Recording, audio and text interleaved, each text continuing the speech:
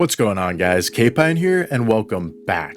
And in this video I'll be featuring the core that gained me over 300 elo in 13 sets, taking me from the low 3000s into the mid 3300s and well onto the global leaderboards.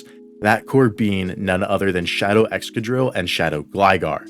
There are an extreme amount of flyers in this season's Catch Cup, with Lanturn being used to counter that. So you know what destroys both of those? Shadow Excadrill. It was by far the MVP of the team, and it's really only weak to other ground types or fighters, which is why I paired it up with Gligar and an Annihilate safe swap. In this video, I'll be showcasing back-to-back 5-0 and 4-1 sets I had as I was making that climb. And with that, let's get right into the battles. Alright, getting to the first battle, we lead Shadow Excadrill into Serperior. This is a negative lead, as we're not able to one-shot the Serperior with a Rock Slide, but the Serperior is definitely able to one-shot us with a Frenzy Plant, as Shadow Excadrill is extremely frail. So what we're going to do is we're going to fire off a Rock Slide's worth of chip and then safe swap into the Annihilate, and we actually bait out a Dedenne. So we're going to go for a Night/Bait, as a Shadow Ball will essentially one-shot the Dedenne and allow us to flip switch. So therefore I'm expecting my opponent to give up a shield, and they do. So now I can shield in return because I know I'll outpace the Shadow Ball.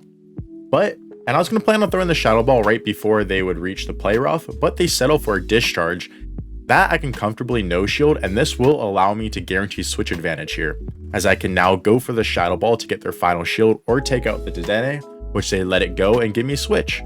So now the Serperior comes back in, I have a Night/, loaded, they have a move loaded too, I can throw it right away and win the CMP tie, and then actually ends up getting a shield from my opponent, which is fantastic, because now I can bring in my Gligar, shield the Frenzy Plant, farm all the way down, and leave with an extremely healthy Gligar with energy and a Excadrill.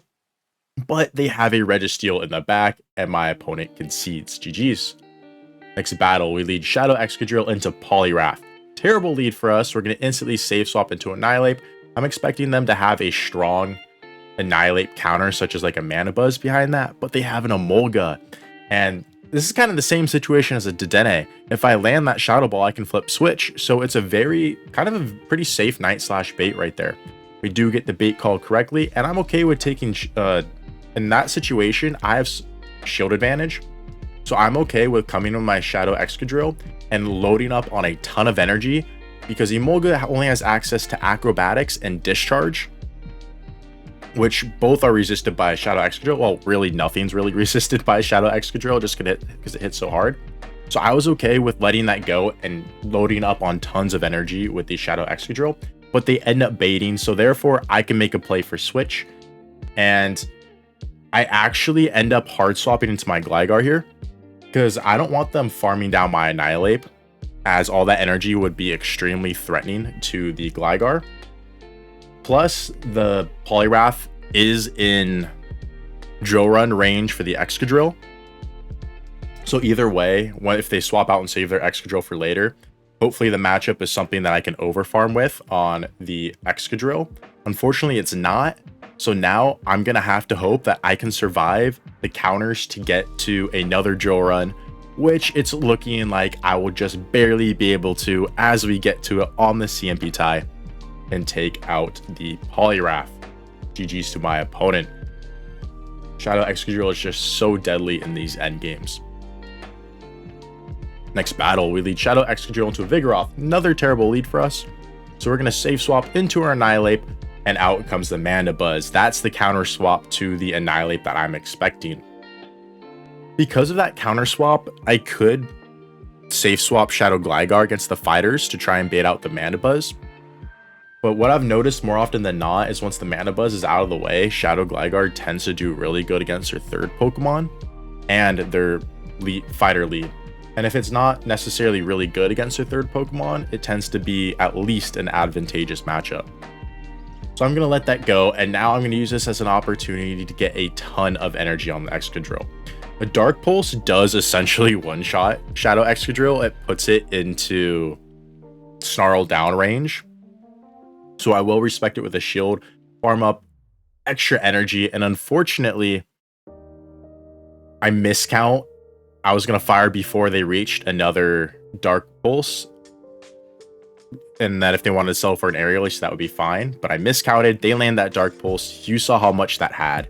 So I'm land that Rock Slide and have a Drill Run stored for the Vigoroth, which I'm expecting a shield from them, but they let it go. And you saw how much that damage did. And they have a Clodsire in the back. So this game is winnable. I'm going to go for the Aerial Ace bait. It does get the shield, so very fortunate bait by us there. And here, the Stone Edge is going to do more than any move from the Vigoroth, so I will shield it up. And from here, I'm not going to bait anymore. I feel like my lose condition is them calling another Aerial Ace bait, so I full send the dig. They do call the bait, and it's very good for us that we did go for the dig there. So now here you'll be able to see the Stone Edge does land, and I have to go for the farm down to leave with 2 moves, 2 Aerial Aces to take out the Vigoroth, but they're able to hang on, reach another Stone Edge, and we're able to make it to the back-to-back Aerial Aces. That counter snuck through, but we're able to just barely hang on, make it to the back-to-back Aerial Aces, and take out the Vigoroth. Now it's back-to-back games with terrible leads for the Excadrill, and back-to-back games we're able to flip it and take the win. GG's. Next battle, we lead Shadow Excadrill into Clodsire. This is a great lead, the more shields are used. Earthquake absolutely nukes Shadow Excadrill. You see how much those mud shots are doing to us. But unfortunately, a Drill Run isn't enough to one-shot Clodsire, as you'll see there. But if you bring this to the 1 shield situation, the mud shots plus a Drill Run will be enough. So I'm just going to load up on energy. Clodsire goes down, and they bring in a Wigglytuff. And if this is their best answer to a Shadow Excadrill, then that team is triple weak to the Excadrill. First Drill Run will land. Second Drill Run will most likely get their first shield, which it does. So now here, I'm going to swap it to my Gligar. I was thinking about throwing the Aerial Ace there, but I get a little greedy, potentially trying to get the wing attack down. A little bit of a misplay by me. I should have thrown that Aerial Ace so I don't have to give up my shield. But we're going to see what they have in the back, and it's a Mandibuzz. So if I still had that shield, this game would just be over in an instant. But since I don't have that shield, it's going to be close. And I am debuffed. So I'm firing off debuffed energy right here, which isn't necessarily what you want. As long as I'm throwing on good timing here, I will be able to avoid the catch, which they go for, and be able to make it to 2 more Aerial Aces, because I'm not quite in Dark Pulse range yet. After a couple more Snarls, I will be. But this is not quite Dark Pulse range. As we store that Aerial Ace for later, so it's no longer debuffed, we send in our Annihilate, and at that point, we are able to take the match. So our opponent concedes. GG's. Next battle, we lead A-Slash into Alolan Ninetales. If this is Powder Snow, it's bad lead for us since they outpace. If it's a Charm, it's a good lead for us. However, Shadow Excadrill is just, again, so glassy that in the 2-shield scenario, Alolan Ninetales can actually charm you all the way down. So we are able to make it to the second Rock Slide, force a second shield from them. And now here, I'm going to hard swap into my Gligar, expecting them to stay in because they have Weather Ball, right? Double super effective damage, they're going to stay in. If they're to pivot out here, it would be very, very bad for us since we have our Annihilate. But I'm expecting them to stay in. Fortunately, they do. We make it to the Aerial Ace. And is this going to be enough to knock out? It just barely is before they get to the next Weather Ball. And my opponent concedes, securing the 5-0 set. GG's. Next battle and next set that happened to be quite a few hours later, as you'll see the change of day. Vigoroth Lead, and here, this is what I was talking about. Potentially swapping the Gligar there to bait out the Mandibuzz, which is most likely going to be behind most Vigoroth Leads. But they have a Skarmory, and that now this is just kind of worst case scenario. Hard counter on the lead, hard counter on the swap. We will be able to make one more dig. I'm loading up on energy, seeing if I can make it to back-to-back Aerial Aces, as 2 Aerial Aces will do more than 1 dig. But I'm not able to, so I settle for the single dig. And now I'm going to bring in my Excadrill to soak this energy and hope that Annihilate will be able to sweep in the back. They're going to go for Brave Bird here. I'm going to let this go. That Brave Bird hurts. It does so much damage. I'm going to swap into my Annihilate to try and get a counter down, but they have a Houndstone in the back. And oh my gosh, I'm about to lose to a Houndstone. I'm playing this out just because ain't no way am I going to lose to a Houndstone. I'm going to at least take this thing out before I concede. We do get the Night Slash bait, make it to the Shadow Ball, which will guarantee the second shield. If you remember, we have the move stored on our Excadrill, and you've seen how hard it hits. So at least we will be able to get rid of the Houndstone as the Drillon comes through, but they hang on 1 HP, and I lose to a Houndstone. Opponent bringing the spice. GG's to them. Next battle, we lead Excadrill into Lickitung. I cannot afford to take a Power Whip on the Excadrill, so I'm just going to go for the Drill Run and Dip. Honestly, even a Body Slam is going to do a lot of damage, but I'm going to swap into my Gligar here, because if they're leading Lickitung, they have to have an answer for fighting types behind it. There's no way they don't. So by swapping in my Shadow Gligar here, I'm trying to bait out that fighting type answer so my Annihilate doesn't have to see it. And here I'm going to go for the Dig. Dig will KO, Aerial Ace won't, just in case they let it go. And they do, so down goes to Lickitung. And here we go. Here is the answer to Fighters. And it's very fortunate that we baited this out so our Annihilate doesn't have to see it. We're able to land the Dig. Smart play by my opponent, no shielding that Dig, knowing that Drill Runs from the Shadow Exca will do a lot more damage. So here I will shield this Icy Wind, as this Icy Wind will probably just KO the Exca, and they have a Whiscash in the back. So I'm going to fire off this Drill Run. This is debuffed energy, but it's not really debuffed. Nothing really is debuffed from the Excadrill. And now I'm going to save swap into Annihilate. I need to save the Exca for that Wigglytuff, and I do shield the Annihilate right there. I expect them to go for the Scald, and I want to be able to keep it somewhat healthy as well.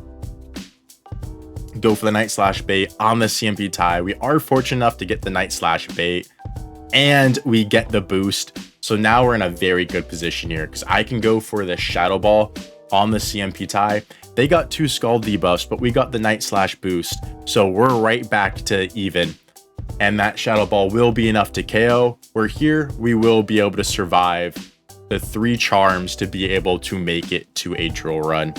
And this will be way overkill on the Wigglytuff as it goes down. GG's to my opponent.